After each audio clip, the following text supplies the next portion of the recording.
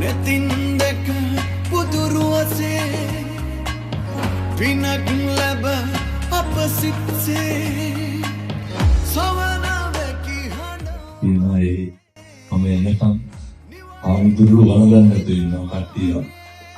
ඒකට මම මෙහෙම එකක් ගන්න දෙන්නේ ඇතුළේ. නැත්නම් මට අබෝලුට මේ දෙන්න ගිහිනවා නම් අත් බංකෙක් කියලා ගන්න දීපක්.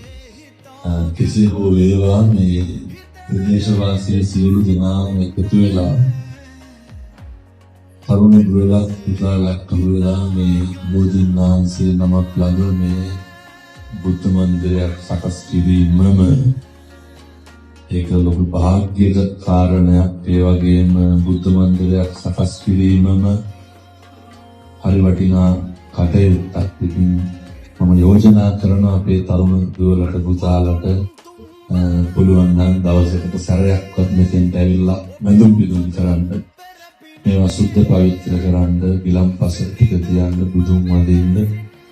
එතකොට අරණ මේක මුල් කරගෙන විවිධ කටයුතු සිද්ධ කරන්න ඒ සඳහා අවශ්‍ය ධෛර්යය, ශක්තිය මේ සියලු දෙනාටම තුන්වන්ගේ ආශිර්වාදයෙන් ලැබේවා.